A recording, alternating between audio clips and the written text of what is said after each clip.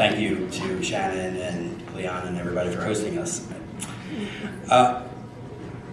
One of the things we also like to do is invite faith leaders from our community to help us remind us of the season. And it's my pleasure to have two great, outstanding leaders here to just share a few words with us before we light the tree and the menorah. And I want to welcome my friend from Congregation Beth Shalom, Rabbi Nick. Come on up here. Good morning. It's good to be here with all of you, and thank you for hosting as well over here. I'm Rabbi Nick Renner, Rabbi Congregation Beth Shalom in Wilmington, and just wanted to offer a little bit of blessing, a moment of reflection in and around the holidays for Hanukkah from our own faith tradition. So, I don't know who all here is Jewish, I'm not counting. Cool, welcome, happy Hanukkah, Mazel Tov.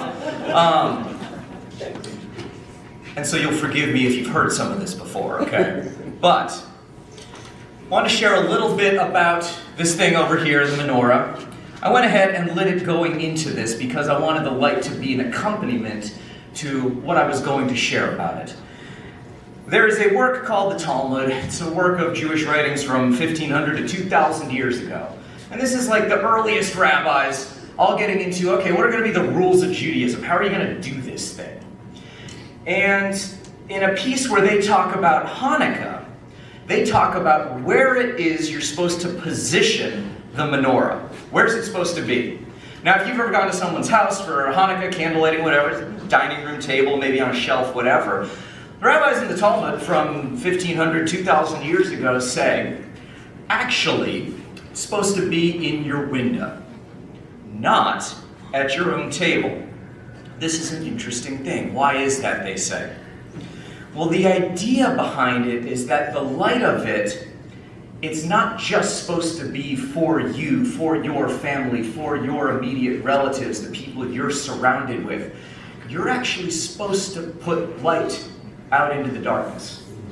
You're supposed to bring light to everybody this time of year.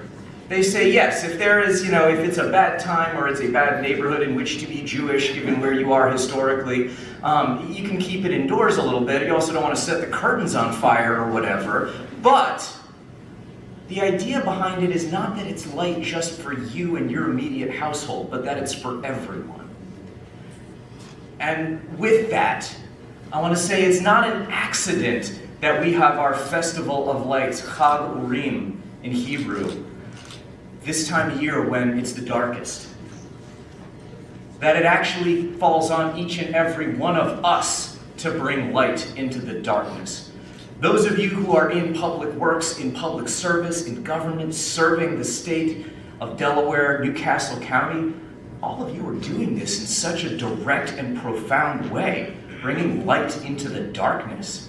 These are moments that feel very challenging, I think, or can at least, from a broader perspective of what it means to serve the greater good. But I want to say that against the backdrop of Hanukkah, this is a blessing. What y'all do is a blessing.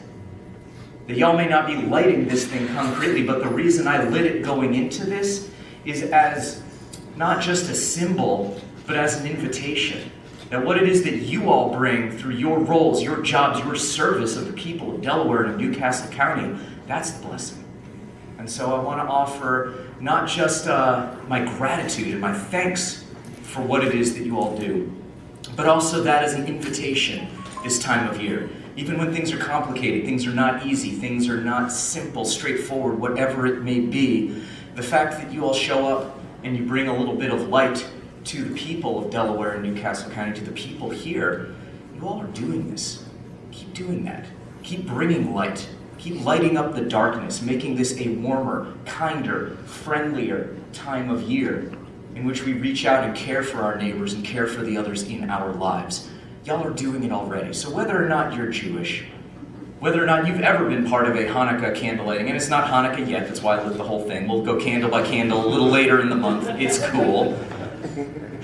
But the whole endeavor of bringing light out into the darkest time of year, I want to thank you all for doing that and offer that as an invitation and a blessing that you all continue to uplift and to do this work for people that all of us serve. So thank you, happy holidays, happy Hanukkah, Merry Christmas, and keep bringing the light.